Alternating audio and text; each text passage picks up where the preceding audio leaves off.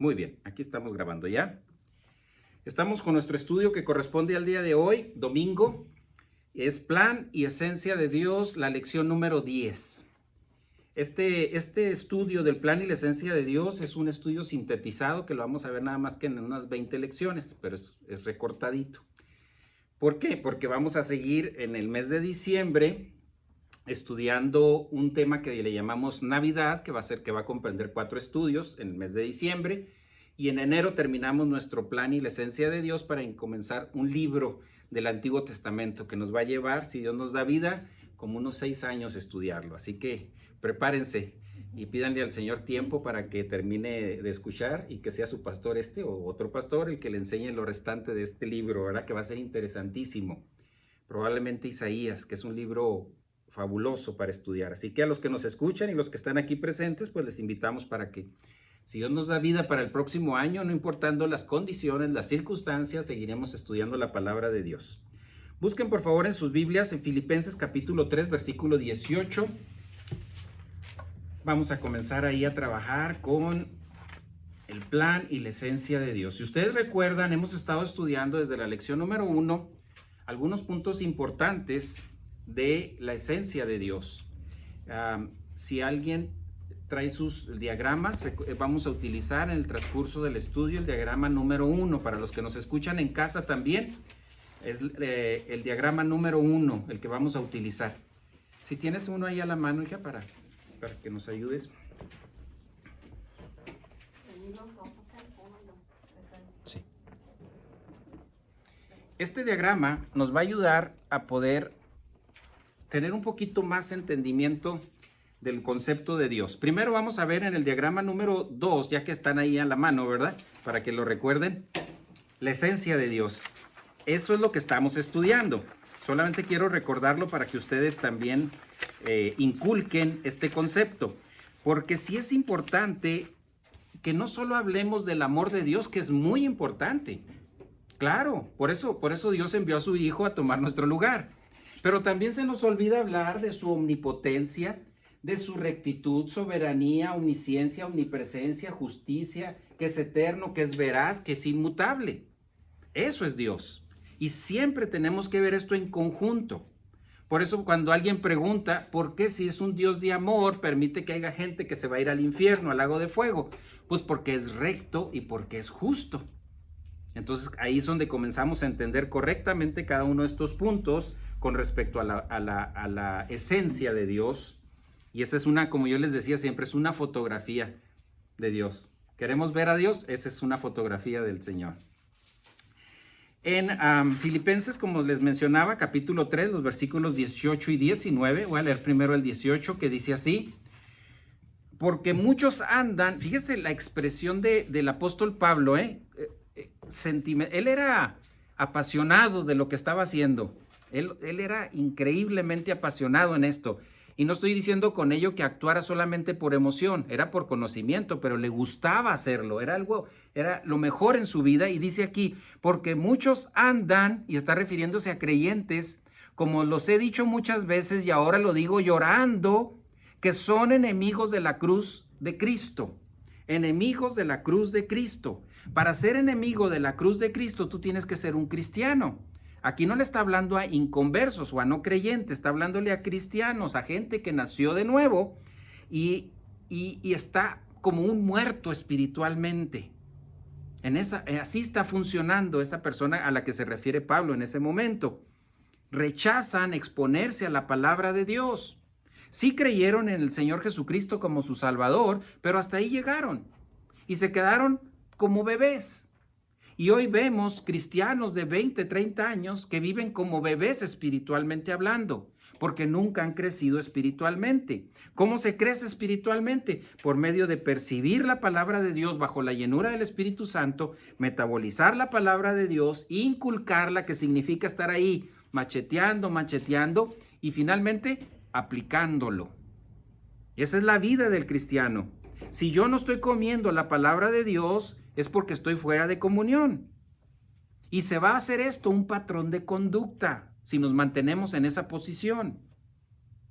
Yo siempre les recuerdo, miren, un cristiano que ha crecido espiritualmente y de repente deja de crecer espiritualmente por un tiempo, va de reversa y le llamamos reversionismo, va para atrás, no se queda ahí, regresa y va a regresar a estudiar la palabra de Dios y a comenzar otra vez. Esto no es algo que se va llenando poco a poquito, no, esto es algo que tú lo estás día tras día trabajando en ese proceso de crecimiento espiritual. Y luego dice el versículo 19, cuyo fin, fíjate, está hablando de cristianos que son enemigos de la cruz, dice que cuyo fin, cuyo Dios con minúscula, ¿lo ve ahí? No está con mayúscula, cuyo Dios es su apetito. Y siempre que habla de apetito, habla de emociones, así que es su emoción, y cuya gloria está en su vergüenza, los cuales piensan solo en las cosas, ¿qué? Terrenales. Una persona que no está creciendo espiritualmente está muy preocupada por las cosas terrenales. La pandemia, la economía, el trabajo, la familia, todo es muy importante. Y no estoy diciendo que no sea importante. Lo que estoy diciendo es que le está dando el primer lugar antes que a Dios a todas esas cosas. Hemos hablado mucho de prioridades. La prioridad número 1 del cristiano debe ser Dios. Y si usted le da el primer lugar a Dios, todas las demás cosas van a tomar su lugar. Como esposa, como esposo, como hijo, como trabajador, como ciudadano, etcétera, etcétera. Debemos de olvidarnos de las cosas terrenales.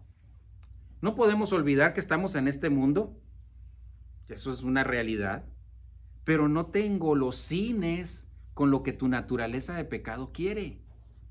¿Se acuerdan que hemos visto en Gálatas 5:1 que dice, ya somos libres? ¿Cómo es posible que tú, ya siendo libre, quieras volver a la esclavitud de la naturaleza de pecado? ¿Cómo lo hacemos? Escuchando nuestra naturaleza de pecado. ¿Dónde está la naturaleza de pecado? En nosotros. Y está tocando la puerta todos los días, las 24 horas del día está tocando la naturaleza de pecado tu puerta. A eso le llamamos ¿qué? Tentación. Y ahí está tocando. Es tu decisión. ¿Le abres la puerta? Cuidado. Cuidado. ¿Se acuerdan? Hace un par de semanas hablamos de que, fíjense cómo el Señor comparó esto con uno que se acaba de divorciar. Eso lo dice la Biblia, ¿eh? Dice, esto es comparable con alguien que se divorció y le vuelve a dar las llaves de su casa a esa persona con la que se divorció. Qué fuerte. Cuidado. Un principio básico en la vida del cristiano es la adversidad es inevitable. El estrés, opcional.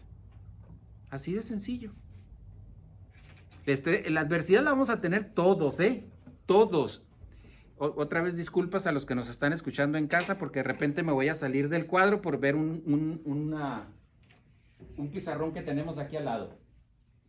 Porque es importante el otro lado. Usted lo tiene ahí en su diagrama y los que nos escuchan en casa es el diagrama número 1. Aquí está hecho pues a pizarrón, ¿verdad? Un poquito más sencillo. Pero es importante que entendamos que la vida del cristiano es una vida sobrenatural que requiere recursos sobrenaturales. ¿Y cuáles son esos recursos? La llenura del Espíritu Santo, la palabra de Dios y la comunicación de la palabra de Dios por medio de un pastor maestro. Dice la Biblia en Efesios, poimen didáscalos, que significa pastor maestro. ¿Y para qué está ese pastor maestro? Dice Efesios, para capacitar a los santos para la batalla. Esa es la función del pastor maestro.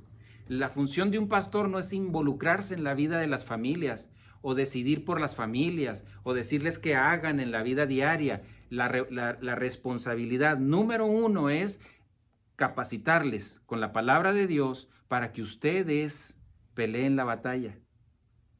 Esa es mi responsabilidad y yo voy a dar cuentas al Señor por eso, de capacitarles correctamente para que el día de mañana ustedes tomen las decisiones correctas, porque la adversidad es inevitable. Lo que se puede evitar es el estrés en la vida de la persona, el estrés en el alma. Acuérdense que aquí diferenciamos entre el estrés.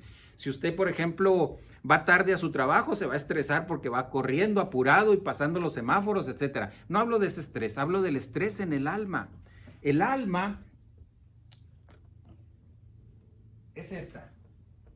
Y va a estar invadida por el estrés y por la prosperidad que no viene de Dios. Las adversidades van a tratar de entrar a tu alma. Entonces, ¿qué tenemos que construir? Una defensa. Y esa defensa se va a construir con recursos divinos. Exclusivamente recursos divinos. No nuestras ideas, no nuestros planes. Es el plan de Dios.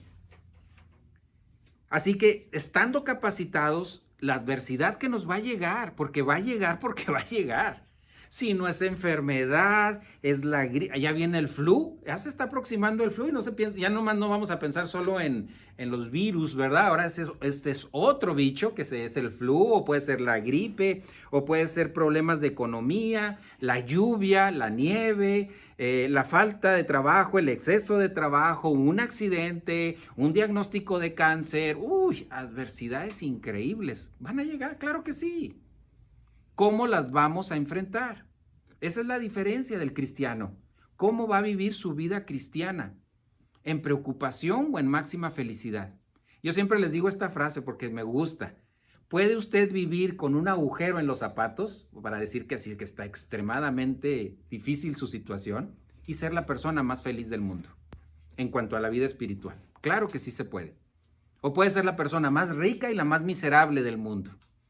En esto no se habla de riqueza, se habla de riqueza espiritual, de riqueza en el alma, de crecimiento espiritual. Lo importante es que lleguemos a tener sentido personal de destino. ¿Se acuerda qué sentido personal de destino? Sé quién soy yo para Dios.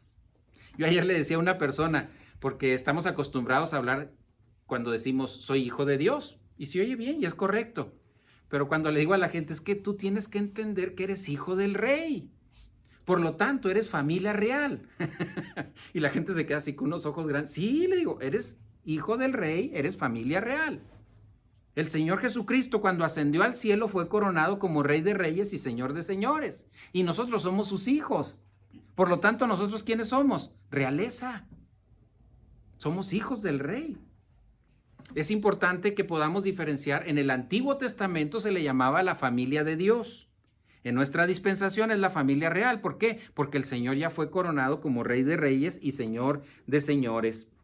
Entonces, cuando nosotros entendemos el sentido personal de destino, porque entendemos que la esencia de Dios son puros absolutos y los tiene Dios a mi disposición para que yo viva la vida cristiana. Pero es necesario que ese miembro de la familia real funcione bajo la llenura del Espíritu Santo y crezca espiritualmente y escuche la palabra de Dios de una manera sistemática, no de vez en cuando, no cuando tenga tiempo, sino cuando tú separas un tiempo para escuchar la palabra de Dios. Hazlo. Escoge el mejor tiempo que tú tengas de calidad. A lo mejor son 15 minutos, a lo mejor es una hora, a lo mejor son 2, no sé tu capacidad de libertad que tengas. Pero sepáralo, atento, no atiendas otras cosas, concéntrate en eso. Si la palabra de Dios es la prioridad número 1 en tu vida, vas a reorganizar todas las demás cosas. Vas a organizarte perfectamente en las demás cosas. Pero necesitas primero Dios. Prioridad número 1, Dios. Hay gente que no tiene prioridades en su vida, ¿sí? Ahí está, como dice la palabra de Dios, que estás que te lleva para donde te lleve el viento, ¿verdad? Un día andas de buenas, un día andas de malas, o sea, no sabes tú lo que quieres. Es simplemente que estás caminando sin rumbo fijo. Tenemos que tener prioridades en la vida. Y una de ellas, número 1, Dios, sobre todas las cosas. Un ejemplo que siempre doy es el caso de los padres, porque la palabra de Dios dice, ¿qué padre si su hijo le pide alimento, verdad? Un pan. Y le va a dar una piedra. Imagínense, si eso es humanamente hablando, ¿en qué lugar nos ponemos Dios cuando hablamos de nuestro Padre Celestial? Creador de todas las cosas, dueño de todas las cosas. Si ya hizo lo más al enviar a su Hijo Jesucristo a tomar nuestro lugar, ¿qué no va a hacer ahora por nosotros que somos sus hijos? Los absolutos, ¿se acuerdan que hemos hablado de este tema? Absolutos y variables. Un absoluto es completo. Lo único absoluto es Dios en la vida. Esto es absoluto. La esencia de Dios es absoluta. No cambia. Dios no tiene amor. Dios es amor. Dios es rectitud. Dios es omnisciencia, omnipotencia. Así que, ¿cuál sería el primer punto que tenemos que tratar en la vida del cristiano? Número 1, dentro de los solucionadores. ¿Cuál es el número 1? Aquí está. Rebote. Le llamamos rebote porque tomamos el nombre del básquetbol, en donde la persona tira, falla, pero regresa a la pelota y tiene otra vez la oportunidad de hacerlo, ¿verdad? Un rebound es, regresa a mí y tengo la oportunidad. ¿Por qué? Porque vamos a seguir pecando. Día tras día, su pastor que está aquí enfrente va a seguir pecando. Eso es una realidad. A lo mejor pecamos menos por nuestro crecimiento espiritual. A lo mejor ya no son pecados tan aparatosos, pero siguen siendo pecados. ¿Y qué tengo que hacer con ese pecado? Confesarlo. Por eso aquí el primer punto en la vida cristiana es regresar a comunión, la llenura del Espíritu Santo. ¿Y cómo lo hacemos? Confesando nuestro pecado. La palabra de Dios dice una palabra en el griego que es homologeo, que se traduce como confesar. Pero esa palabra debería ser citar, mencionar, enumerar. ¿Y cada cuándo debemos de hacer eso? Cada vez que tú lo recuerdes, inmediatamente. ¿Tú crees que si te tardas una semana vas a recordar los pecados que hiciste en esa semana para mencionarlos, enumerarlos? No. He aquí la importancia de cada momento, a cada instante de nuestras vidas, confiese su pecado. No tiene que estar en una iglesia, no tiene que estar en un cuarto especial, puede ir en su carro, puede estar en su trabajo, confiese su pecado. Dice homologeo es mencionar, citar, enumerar. Y eso es lo que usted tiene que hacer. Mencione sus pecados a Dios porque esos pecados ya fueron pagados en la cruz. Lo que está sucediendo en ese momento es que los está mencionando para que Dios los quite y ya no le estorben en su relación de intimidad con Dios. Y regresa a comunión. Y regresa, porque esa es la posición del cristiano. Es el poder de Dios a nuestra disposición para vivir la vida cristiana. No para hacer milagros, No es el poder de Dios para que hagas milagros o para que hagas algo sobrenatural. No, es para que vivas la vida cristiana. Ese es el poder de Dios, es la omnipotencia de Dios. Por eso la frase que digo es, el mismo poder que levantó a Jesucristo de entre los muertos es el mismo poder al cual usted y yo tenemos acceso para vivir la vida cristiana. Ese es poder, mucho poder. Por eso este diagrama, yo le sugiero que no lo pierda nunca de vista. Recuerde que hay que iniciar con el primer escalón. Cuando subimos una escalera tenemos que pasar por el primer escalón. Y ese primer escalón siempre va a ser confiesa tu pecado, regresa a comunión. ¿Cómo quiere que sea agradable algo que usted hace a Dios si usted está fuera de comunión? ¿Cómo va a ser posible que usted dice, ay, esta persona que acabo de ver hace un momento no tiene comida, le voy a llevar un alimento para que coma algo? Usted fuera de comunión, esa es una obra hecha en la energía de la carne. Dice la palabra de Dios que para Dios, ¿qué son esas? Obras muertas y se van a quemar. Como hoja seca, dice la palabra de Dios, como leña se va a quemar porque no sirve. ¿Qué tiene que hacer? Confiese su pecado, regrese a comunión y entonces sí funciona en la capacidad divina, en el espíritu. Entonces son obras divinas porque están hechas en la posición que Dios quiere. No su humanidad. Por eso recordamos aquel caso de aquella mujer y aquel hombre que llegó y dio así mucho dinero. Y luego llegó una viuda y dio una pequeñita cantidad. ¿Cuál era la diferencia? Lo que estaba sucediendo en el alma de esa persona. No el dinero. Dios es el dueño de todas las cosas. Aquí estamos hablando de la calidad de tu alma en el momento de funcionar en la vida cristiana. Así que orientémonos, porque gracia, ¿se acuerdan qué es gracia? Todo lo que Dios es libre de hacer por nosotros en las bases de la cruz. No lo merezco y no puedo hacer nada por recibirlo. Esa es gracia. Gracia, verdadera gracia. A veces es difícil para nosotros entender lo que es gracia porque estamos acostumbrados a que si alguien me da algo, pues ya estoy comprometido yo a darle algo también. Esto no, aquí no. Gracia es no lo merezco y no hice nada para recibirlo. Dios me lo dio. Esa es la salvación. Y esa también es la vida cristiana. No lo merezco Imagínense cómo yo, un hombre pecadorcísimo, y recibiendo bendiciones increíbles de parte del Rey de Reyes y Señor de Señores. No lo merezco, claro que no. Ni voy a hacer nada para poder recibirlo. Orientémonos a que los regalos de Dios van a ser muchísimos. Y uno de los regalos que Dios provee para el cristiano, ¿sabe cuál es? La adversidad. Es un regalo de Dios. Oiga, pastor, pero ¿cómo va a ser posible eso? Oiga, yo creo que hay algo mal ahí en lo que usted está leyendo. No. ¿Usted recuerda a Job? Bueno, no lo debe recordar porque pues estaba usted todavía ni nacía, pero lo vemos en la Biblia. ¿Y qué habla de Job? Que él tenía mucho dinero, tenía mucho ganado, era un hombre muy rico, muchos amigos. Y un día le quitaron todo.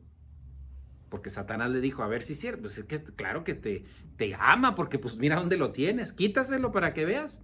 ¿Y qué dijo el Señor? Sí, claro que sí, lo vamos a hacer, nomás no toque su vida.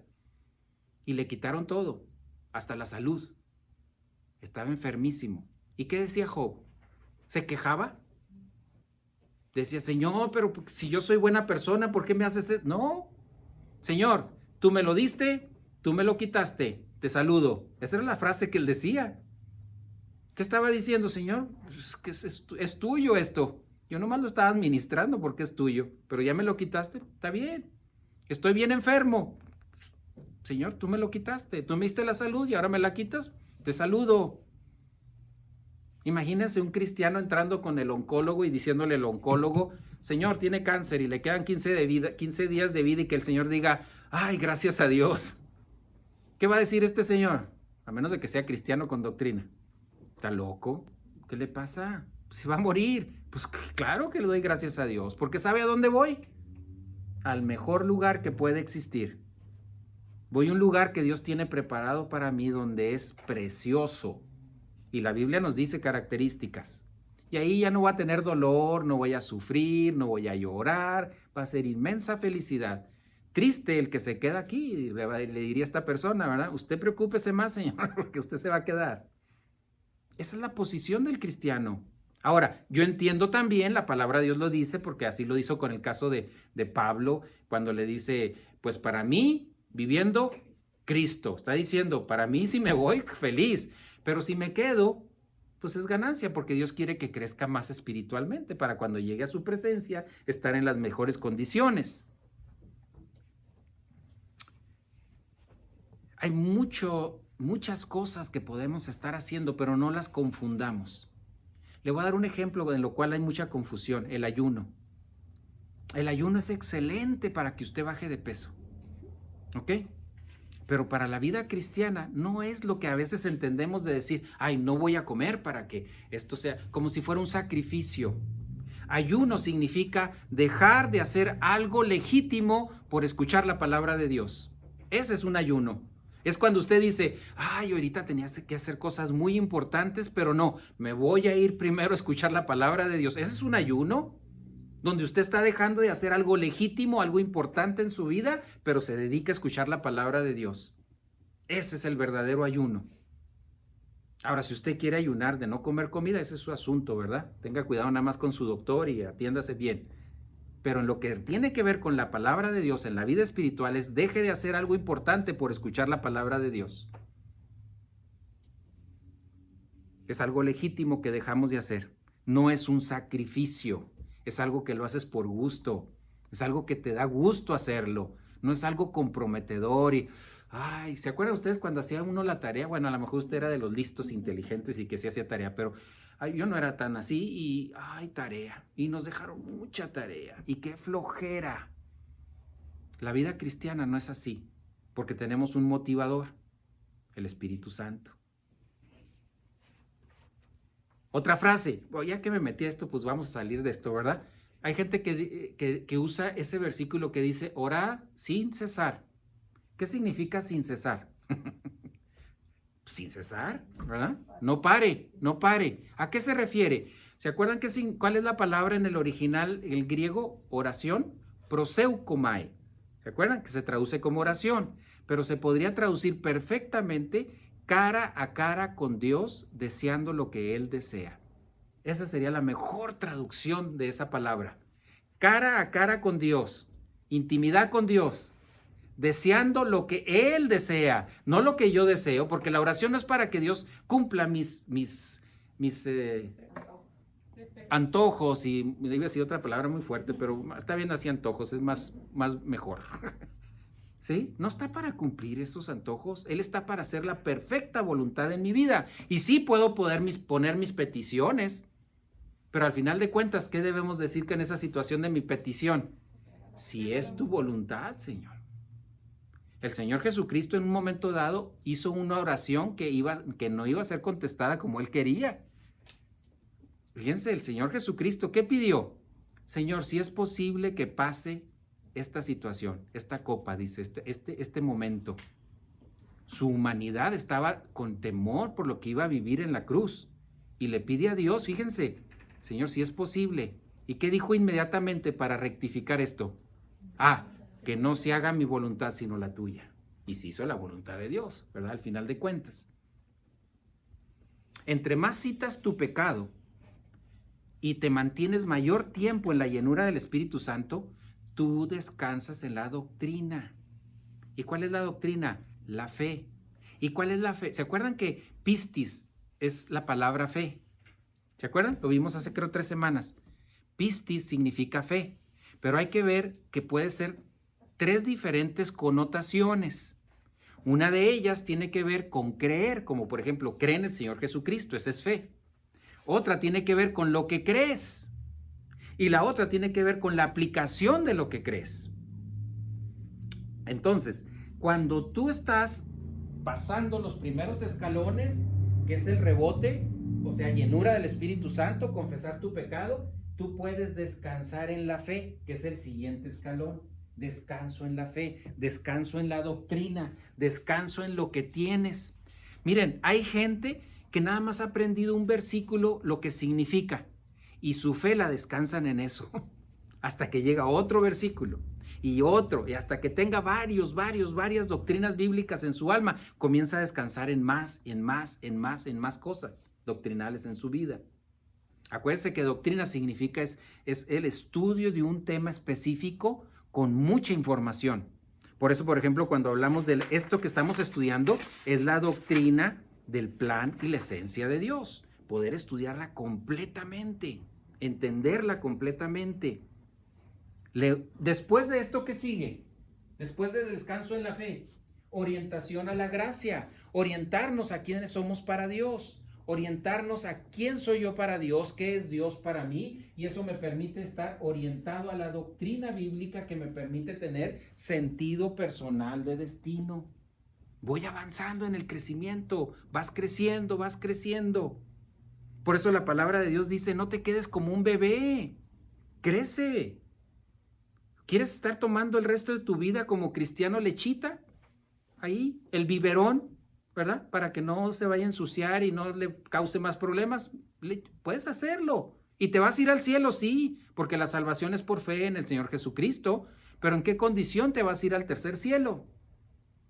¿Como un obrero que tiene de qué avergonzarse? Así dice la Biblia. O un obrero que usa correctamente la palabra de Dios. Esa es la otra opción también. Otra palabra. Ya hemos visto varias, ¿verdad? Otra más. Metanoeo. ¿Se acuerdan? ¿Qué significa? ¿Cómo la traduce la Biblia regularmente? Arrepiéntanse. Pero es cambie de manera de pensar. Entonces, fíjense qué interesante. Cuando confesamos nuestro pecado, hacemos también metanoeo. ¿Qué significa? Cambiar de manera de pensar con respecto al pecado. Ya no pienso igual. Por ejemplo, cuando usted creyó en Jesucristo como su Salvador, hubo metanoeo. Cambió de manera de pensar con respecto a Jesucristo. Ya no vio a Él como un profeta o como el maestro, le decían en sus seguidores. Ahora lo veía como el Señor. Es cambiar de manera de pensar con respecto a Cristo. También cambiar de manera con respecto al pecado. Este ejemplo es el más claro, el hijo pródigo. ¿Se acuerdan? El hijo despilfarrador le llamamos. Porque ¿qué hizo este hijo? Le dijo a su papá, papá, yo ya quiero mi dinero, yo ya estoy grandecito, me quiero ir a pachanguear yo solito, así que déjeme. ¿Y el papá qué hizo? Dijo, ok, aquí está tu dinero. ¿Qué hizo este hijo con el dinero? Se lo gastó, no sabemos en qué. La gente supone y dice, ¿verdad? Pero no dice ahí la palabra que con mujeres y que... No sabemos, a lo mejor invirtió en un negocio y quebró, a lo mejor le robaron el dinero, no sabemos. El asunto es, perdió su dinero. Y dice la palabra ahí que hubo metanoeo. ¿De qué se arrepintió? ¿O qué es lo que sucedió en este hijo pródigo? ¿Se arrepintió de haber gastado el dinero? No. Se arrepiente de no estar en la casa de su papá. Eso es lo que dice el versículo. Yo quisiera, ay, hasta los empleados de mi papá comen mejor que yo. Y de eso estaba arrepentido. Entonces, cuando él regresa a la casa de su padre, ¿qué hace el papá? Ya ves, te dije, pero tú no haces... No, lo recibió con una fiesta. Así nos recibe el Señor cuando confesamos nuestro pecado. Nos recibe con los brazos abiertos. No te recrimina, te dije que no hicieras eso. Y ya ves, mira, nomás, pero frases que siempre usamos, ¿verdad? Como papás. No, él no usa eso. Él lo recibió así como al hijo pródigo, su papá lo recibió con los brazos abiertos. Y por cierto, el hermano se puso celoso, ¿verdad? Ese es un ejemplo excelente de cambiar de manera de pensar. Yo ya no quiero estar en esto, ahora quiero estar en la casa de mi padre. Ese es el punto importante de la confesión. Yo me siento incómodo porque estoy fuera de comunión, yo quiero regresar a la comunión con el Padre. Y me va a recibir inmediatamente en cuanto confiese mi pecado. Y eso nos lleva al siguiente nivel. Amor personal por Dios. Amor personal por Dios. Cuando le preguntamos a la gente, ¿amas a Dios? Todo el mundo dice que sí. Claro que sí. Sí, con toda mi alma. Pero ¿cómo vas a amar a alguien que no conoces? ¿Ah? Es como las parejas, ¿verdad? Valga el comparativo. Se acaban de conocer y que dice, es el amor de mi vida, y ni lo conoce. Así a veces actuamos como cristianos, es mi amor, Dios lo amo con todo mi corazón y le voy a cantar un corito porque lo amo. No, tú tienes que conocerlo y conforme lo vamos conociendo, nuestro amor se va desarrollando. Y ese amor crece y crece y crece y crece cada día más. Hasta poder llegar al siguiente nivel.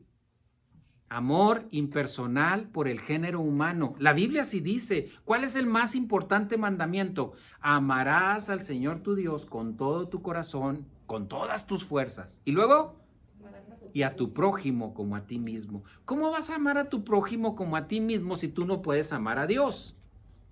Por eso hay un orden. Hay que amar primero a Dios sobre todas las cosas. Como consecuencia del desarrollo del amor por Dios sobre todas las cosas, vendrá ahora el amor por el género humano, por tu enemigo. ¿Cómo vas a amar a tu enemigo? ¿Tú crees que lo puedes hacer en tus fuerzas, en tu capacidad?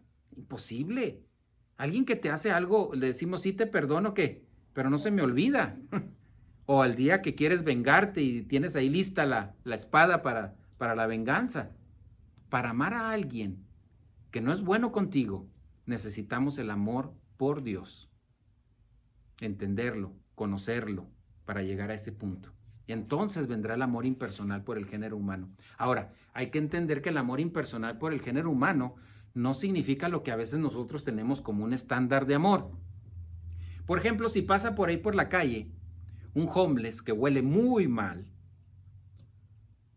¿qué dice la Biblia con respecto a esa persona? Que lo ames. A eso dice la Biblia. ¿Cómo lo vas a amar si es una persona en esas condiciones? Amor impersonal significa, no tengo nada contra él. No le deseo ningún mal. No tenemos relación ni nada, pero no le deseo nada. No tengo pecados de actitud mental contra esa persona. Ese es amor impersonal.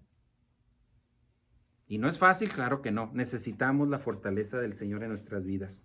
Entonces, estamos habitados por Dios Padre, por Dios Hijo y por Dios Espíritu Santo. ¿Claro? Estamos habitados. De lo que estamos hablando ahorita es de la llenura del Espíritu Santo, no de la habitación. La habitación va a ser siempre. Pequemos o no pequemos, seguimos habitados por Dios Padre, por Dios Hijo y por Dios Espíritu Santo. Pero el pecado nos separa de comunión. Por eso necesitamos la confesión de nuestro pecado para regresar a comunión. Una cosa importante y que nunca se nos debe olvidar, aunque yo lo abandone, Él nunca me va a abandonar a mí. Haga lo que haga, me porte como me porte, Él nunca me va a abandonar. Una vez hijo, siempre hijo. Una vez salvo, siempre salvo. Oiga, pastor, pero pues, si yo soy malo, muy malo, no importa. Por eso el Señor Jesucristo tomó nuestro lugar en la cruz, porque todos somos muy malos. Somos pecadores. Para finalizar, porque el tiempo se nos acabó, voy a mencionar un par de cosas muy importantes antes de finalizarlo. ¿Cómo podemos amar a alguien? Solamente con poderes sobrenaturales. Y estos tienen que ver con la llenura del Espíritu Santo y la palabra de Dios en nuestra alma. También para que a la hora de las broncas, de los problemas, podamos manejar las situaciones con doctrina bíblica. Yo siempre le digo, nunca tome decisiones fuera de comunión en su vida, de cualquier tipo. Cuidado, cuando estamos fuera de comunión, estamos controlados por las emociones. Y muchas de las decisiones que tomemos van a ser emocionales. Acuérdense, ¿qué somos nosotros? Somos lo que pensamos. No cómo nos vemos, no cómo hablamos. Nosotros somos lo que pensamos. Por eso la importancia de que cada vez que hagamos una decisión en la vida, la hagamos bajo la llenura del Espíritu Santo y con la máxima doctrina posible. Así tome las decisiones. Oiga, pastor, pero es que estoy hablando de tomar una decisión de comprar un carro. Haga decisiones en la llenura del Espíritu Santo. Todas. Los jóvenes, ¿qué carrera van a escoger? Las amas de casa, si ya no van a tener familia, si va a tener familia. ¿Qué trabajo tengo? ¿Tengo otra proposición de trabajo? Todas las decisiones de la vida del cristiano tienen que ser en la llenura del Espíritu Santo. El sufrimiento va a ser parte del territorio. Eso va a ser importantísimo en la vida del cristiano. El apóstol Pablo tuvo momentos muy difíciles de sufrimiento, pero su doctrina predominaba sobre cualquier cosa que estuviera pasando en la vida de él. A tal punto que ya estaba listo para ser sacrificado. Le iban a cortar la cabeza. Y él no estaba... Ay, mamacita chula, y si me duele, y si esto, él no estaba en eso. Él no estaba pensando esas cosas, ni hablándole a los derechos humanos para que lo defendieran. No. Dijo, yo ya terminé la carrera. Yo ya voy a que me den mis premios. Casi estaba diciendo, hey, ¿a qué horas viene el que va a cortar la cabeza? Hey, si quedaron que a las 2 y no han venido, ¿verdad? Él ya quería estar en la presencia del Señor. Ya estaba, dice, yo ya terminé la carrera. Por lo demás, nomás voy a ir a recoger mis premios ante el Señor, mis coronas. Nuestra felicidad no está determinada por las circunstancias. La vida del cristiano no está determinada por las circunstancias. Nos meten zancadillas y a veces sentimos que caemos por esas circunstancias, pero gracias a Dios tenemos capacidad sobrenatural que se encuentra en la llenura del Espíritu Santo, la palabra de Dios, para tomar decisiones correctas en la vida. Es su decisión la que es aquí importante, es su libre voluntad de tomar decisiones. Hay que vivir de lujo en el alma, como Pablo. Así era Pablo. Pablo era feliz en cualquier circunstancia. Decía, hay una frase y me gusta porque dice, yo ya sé ser feliz, porque antes no sabía, entonces y ahora sabe con la palabra de Dios. Dice, si tengo el estómago vacío, soy feliz, y si lo tengo lleno, también soy feliz. Si tengo dinero, soy feliz. Si no tengo dinero, también soy feliz. Cualquiera que sea mi circunstancia, ahora soy feliz. Y esa es la vida del cristiano. Así debemos de ser. Oiga, pastor, es que usted no está pasando la enfermedad que yo tengo. Cualquiera. Miren, si ahorita platicamos todas las circunstancias de adversidad que tenemos, vamos a llorar todos aquí. Porque todos traemos una adversidad. ¿Sí? Todos. Y si no es usted, su hija, su hijo, su vecino, su primo, alguien en torno nuestro, siempre hay una situación de adversidad increíble. Pero gracias a Dios, porque la felicidad del cristiano no está en esas circunstancias. Está fuera de las circunstancias, está en su alma viviendo en el lujo máximo. Por eso no olvides, Dios tiene un plan para tu vida. Dios tiene un plan perfecto, tiene tu nombre ese plan. No es para la iglesia, es para ti, es un plan para ti.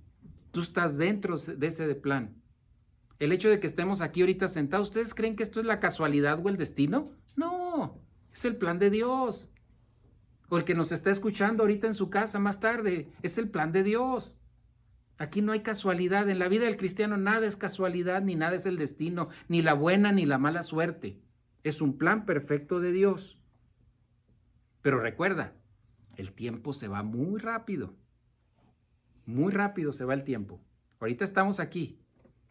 Mi esposa y yo pues ya tenemos muchos años viviendo solos, los hijos se casaron y de repente nos sentamos y nos, oye, el tiempo, ¿cómo se ha ido? Claro que se ha ido muy rápido y se va a seguir yendo rápido. Por eso la palabra de Dios dice exagorazo. ¿Se acuerdan? ¿Qué significa? Compren el tiempo. Compre el tiempo. ¿Por qué significa compre el tiempo? Pues porque se nos está acabando. Se está acabando. Ahorita aquí estamos y voy a usar el ejemplo conmigo porque yo sé que soy muy feo cuando lo digo hacia allá. Hoy estoy aquí, mañana a lo mejor ya muero de un infarto. Y se acabó su pastor maestro. Y créanme, Dios tiene ya a alguien listo para que me sustituya. Nadie somos indispensables en la vida. Pero hay que estar listos. Por eso dice, compren el tiempo, el día de hoy. Disfrútalo.